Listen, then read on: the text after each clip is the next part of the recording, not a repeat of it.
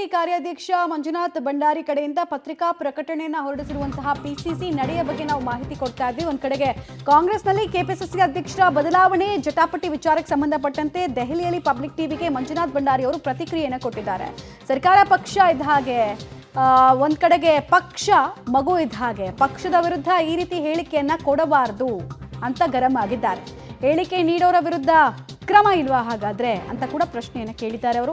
ಹೀಗಾಗಿ ಶಿಸ್ತು ಉಲ್ಲಂಘನೆ ಮಾಡಿದವರ ವಿರುದ್ಧ ನಾವು ವರದಿಯನ್ನ ಕೊಟ್ಟಿದ್ದೀನಿ, ಹೈಕಮಾಂಡ್ ನಾಯಕರಿಗೆ ವರದಿ ನೀಡುವ ಕೆಲಸವನ್ನ ನಾನು ಈಗಾಗಲೇ ಪಕ್ಷದ ವತಿಯಿಂದ ಮಾಡಿದ್ದೀನಿ ಅಂತ ಕೂಡ ತಿಳಿಸ್ತಾ ಇದ್ದಾರೆ. ಕಾರ್ಯಾಧ್ಯಕ್ಷನಾಗಿ ನಾನು ವರದಿಯನ್ನು ಕೊಟ್ಟಿದ್ದೀನಿ, ಅಶಿಸ್ತಿನ ಹೇಳಿಕೆ ವಿರುದ್ಧ ಕ್ರಮಕ್ಕೂ ಆಗ್ರಹಿಸಿದ್ದೀನಿ ಅಂತ ಬಂಡಾರಿ ಸ್ಟೇಟ್ಮೆಂಟ್ ಅನ್ನು ಕೊಟ್ಟಿದ್ದಾರೆ. ಮುಖ್ಯಮಂತ್ರಿ ಬದಲಾವಣೆ, ಕೆಪಿಸಿಸಿ ಅಧ್ಯಕ್ಷರ ಬದಲಾವಣೆ, ಹೀಗೆ ಸಾಕಷ್ಟು ವಿಚಾರಗಳಿಗೆ ಸಂಬಂಧಪಟ್ಟಂತೆ ಕಾಂಗ್ರೆಸ್ನಲ್ಲಿ ಚರ್ಚೆ ಆಗ್ತಾ ಇದೆ. ಸಚಿವರು ಬಹಿರಂಗವಾಗಿ ಹೇಳಿಕೆಯನ್ನು ಕೊಡ್ತಾ ಇದ್ದಾರೆ. ಹೀಗಾಗಿ ಯಾರೆಲ್ಲ ಈ ರೀತಿಯಾದಂಥ ಹೇಳಿಕೆಗಳನ್ನ ಕೊಡ್ತಾ ಇದ್ದಾರೆ ಅಂಥವರ ಮಾಹಿತಿಯನ್ನು ಸಂಗ್ರಹ ಮಾಡಲಿಕ್ಕೂ ಕೂಡ ಹೈಕಮಾಂಡ್ ಮುಂದಾಗಿರುವಂಥದ್ದು. ಈ ಬಗ್ಗೆ ಮಾತಾಡಲಿಕ್ಕೆ ನಮ್ಮ ಜೊತೆಗೆ ಕೆಪಿಸಿಸಿ ಕಾರ್ಯಾಧ್ಯಕ್ಷರಾದಂಥ ಮಂಜುನಾಥ್ ಬಂಡಾರಿ ಅವರು ಇದ್ದಾರೆ. ಬನ್ನಿ ಮಾತಾಡೋಣ. ಸರ್, ಈಗ ಯಾರೆಲ್ಲ ಬಹಿರಂಗವಾಗಿ ಸಚಿವರು ಹೇಳಿಕೆಯನ್ನು ಕೊಡ್ತಾ ಇದ್ದಾರೆ ಅಂಥವರ ಮಾಹಿತಿ ಸಂಗ್ರಹಕ್ಕೂ ಕೂಡ ಹೈಕಮಾಂಡ್ ಮುಂದಾಗಿದೆ ಅನ್ನುವಂಥ ಮಾಹಿತಿ ಏನಿದೆ ಸರ್? ತಮಗೆ ಗೊತ್ತಿದ್ದಾಗೆ ಇತ್ತೀಚೆಗೆ ಕರ್ನಾಟಕ ಪ್ರದೇಶ ಕಾಂಗ್ರೆಸ್ಸಿನ ಹಾಗೂ ರಾಜ್ಯದ ಉಸ್ತುವಾರಿಗಳಾದಂಥ ರಣದೀಪ್ ಸುರ್ಜೇವಾಲ್ರವರು ಬೆಂಗಳೂರಿಗೆ ಭೇಟಿಯನ್ನು ಕೊಟ್ಟಿದ್ದರು. ಭೇಟಿಯನ್ನು ನೀಡಿದ ಸಂದರ್ಭದಲ್ಲಿ ಶಾಸಕರನ್ನು, ಕಾರ್ಯಕರ್ತರನ್ನ, ಪದಾಧಿಕಾರಿಗಳನ್ನು ಭೇಟಿ ಮಾಡಿ ಒಂದು ಸ್ಪಷ್ಟವಾದ ನಿರ್ದೇಶನವನ್ನು, ಸೂಚನೆಯನ್ನು ಕೊಟ್ಟಿದ್ದರು. ಏನಂತ ಹೇಳಿದ್ರೆ, ಕಾಂಗ್ರೆಸ್ ಪಕ್ಷ ಅನ್ನೋದು ತಾಯಿ ಇದ್ದಾಗೆ, ಸರ್ಕಾರ ಅನ್ನೋದು ಮಗು ಇದ್ದಾಗೆ, ಯಾವುದೇ ಕಾರಣಕ್ಕೂ ನೀವು ಕಾಂಗ್ರೆಸ್ ಪಕ್ಷದ ಶಿಸ್ತನ್ನು ಉಲ್ಲಂಘನೆ ಮಾಡಬಾರ್ದು.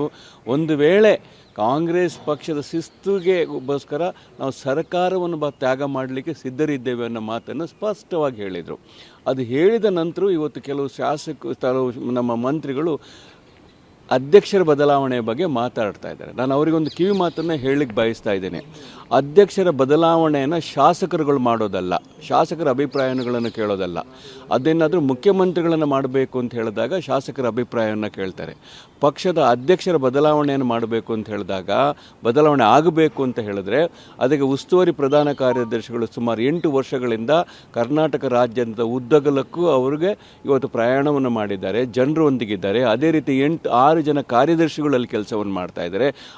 ಎಲ್ಲದಕ್ಕಿಂತ ಮುಖ್ಯವಾಗಿ ಇವತ್ತು ಅಖಿಲ ಭಾರತ ಕಾಂಗ್ರೆಸ್ ಪಕ್ಷದ ಅಧ್ಯಕ್ಷರಾದ ಮಲ್ಲಿಕಾರ್ಜುನ್ ಖರ್ಗೆ ಅವರು 50 ವರ್ಷಗಳಿಂದ ಕರ್ನಾಟಕದ ರಾಜ್ಯದಲ್ಲಿ ರಾಜಕಾರಣವನ್ನು ಮಾಡಿ ಪ್ರತಿಯೊಂದು ಕಾರ್ಯಕರ್ತನ ಅಭಿಪ್ರಾಯ ಅವರಿಗೆ ಗೊತ್ತಿದೆ.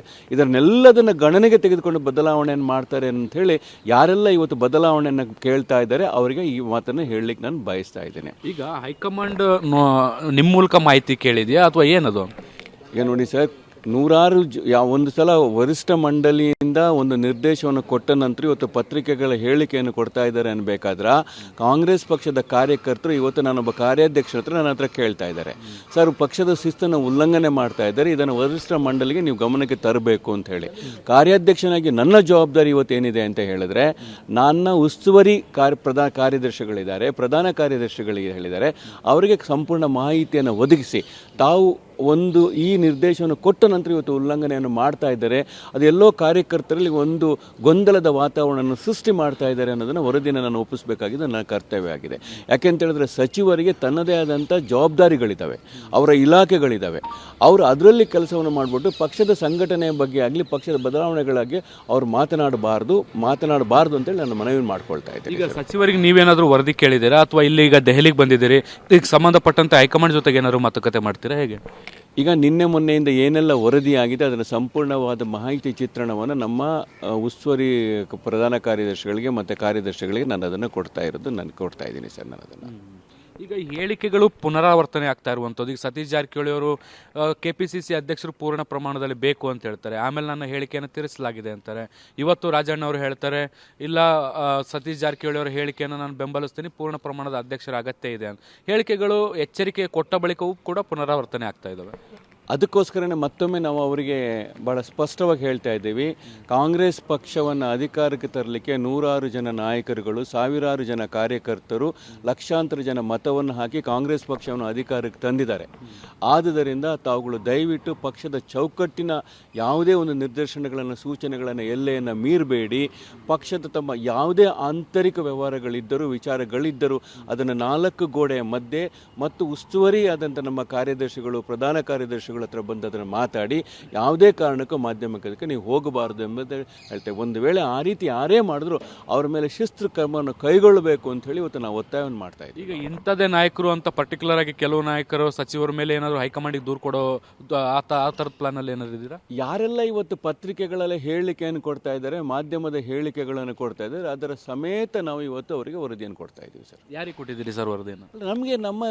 ನನಗೆ ಕಾರ್ಯದರ್ಶಿ ನಮಗೆ ಉಸ್ತುವಾರಿ ಅಂತ ಕಾರ್ಯದರ್ಶಿಗಳಿದ್ದಾರೆ, ನಮ್ಮ ಪ್ರಧಾನ ಕಾರ್ಯದರ್ಶಿಗಳಿದ್ದಾರೆ, ಅವರಿಗೆಲ್ಲ ಅದನ್ನು ತಲುಪಿಸೋ ಜವಾಬ್ದಾರಿ ನನಗಿರುತ್ತೆ. ಇಲ್ಲಿ ಹೈಕಮಾಂಡ್ ನಾಯಕರಿಗೆ ಯಾರಿಗೆ? ಹೈಕಮಾಂಡ್ ನಾಯಕರಿರ್ತಾರೆ ಅವರು. ಈಗ ರಣದೀಪ್ ಸುರ್ಜೇವಾಲ್ ರವರು ಖರ್ಗೆ ಅವ್ರನ್ನ ಭೇಟಿ ಆಗಂದ ಖರ್ಗೆ ಸಾಹೇಬ್ರನ್ನ ಭೇಟಿ ಆಗೋಕ್ಕಿಂತ ಮುಂಚೆ ನಮ್ಮ ಉಸ್ತುವಾರಿ ಸಚಿವರುಗಳಿದ್ದಾರೆ. ನಮ್ಮದೇ ಆದಂಥ ಒಂದು ಸ್ಟ್ರಕ್ಚರ್ ಇದೆ. ನಾನು ನೇರವಾಗಿ ಖರ್ಗೆ ಸಾಹೇಬ್ರಿಗೆ ಈ ವರದಿನ ಕೊಡ್ಲಿಕ್ಕೆ ಆಗೋದಿಲ್ಲ.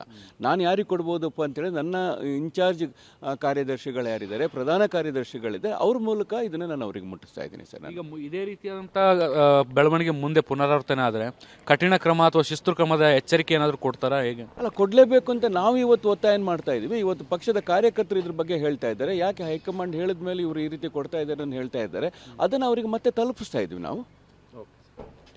ಇದಿಷ್ಟು ಮಂಜುನಾಥ್ ಭಂಡಾರಿ ಅವರ ಮಾತು. ಕ್ಯಾಮ್ರಾ ಪರ್ಸನ್ ಜಿತೇಂದ್ರ ಕುಮಾರ್ ಜೊತೆ ಶಬೀರ್ ನಿಡಗುಂದಿ, ಪಬ್ಲಿಕ್ ಟಿವಿ, ನವದೆಹಲಿ.